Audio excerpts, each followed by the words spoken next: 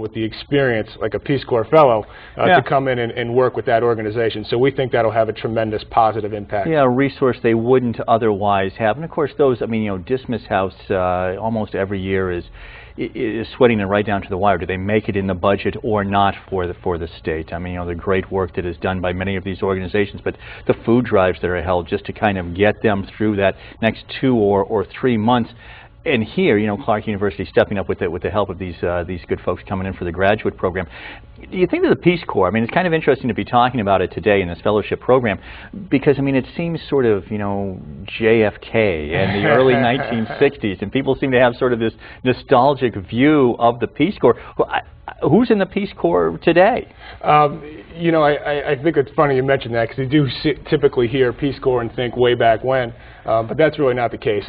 The Peace Corps has grown over the years, and as more and more opportunities for people that get out of volunteer service organizations, whether it be AmeriCorps, who we also work with, whether it be City Year, who we also work with, or whether it be the Peace Corps, more and more places are opening up opportunities for returned Peace Corps volunteers, which we hope makes it more attractive for people to want to enter that type of organization in the first place. Right, and this part is interesting to me too, because as you said, you work with AmeriCorps. My guess is there's a number of Clark graduates go through their 4 years of college and then go off and work a year for AmeriCorps. Here you sort of have people who you have a program where they go off and they can come back, right? And then they get right back into the graduate program. Right. Many other schools doing this? In terms of the Peace Corps Fellows USA, again, there's only about 50 schools throughout the country. It's really something. It is a somewhat lengthy application process, which we recently made it through, but it is a rigorous process where they make sure that the quality of the academics is there. They make sure the structure in terms of the volunteer component is there, the support system is there for these folks. So it really is a wonderful service for the fellows themselves, because they know when they look at this list of 50 schools that this is a quality opportunity for them. So we have this chance for social change, and we're going to apply it right here in Worcester. What do you think? I mean, what do you see 5 years down the line as this is really, gets started and starts to grow some roots in the community? Sure. Well, we hope that when our fellows go and work with a community-based organization, we hope that they're working on capacity building initiatives, strategic planning. So like you mentioned, some of these organizations are struggling budget-wise.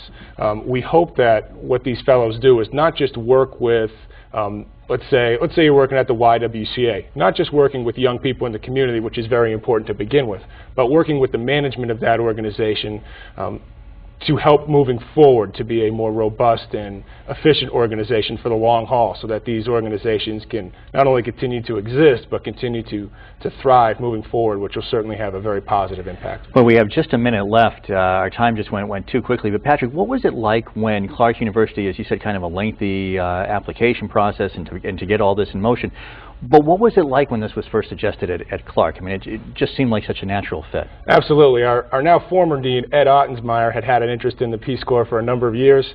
His wife is actually a former Peace Corps volunteer, but he, like you, believes it's a natural fit, and I was able to take the reins and kind of move this process forward, but we had a lot of tremendous support around campus. One of the things the Peace Corps requires is letters of support from various constituencies on campus, right up through to the top of the line, the provost of the university.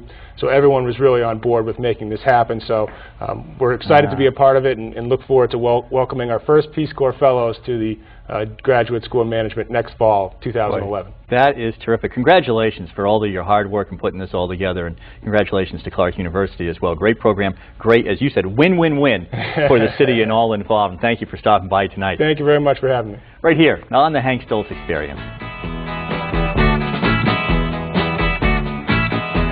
Like to tell you about now, baby. You know, she comes around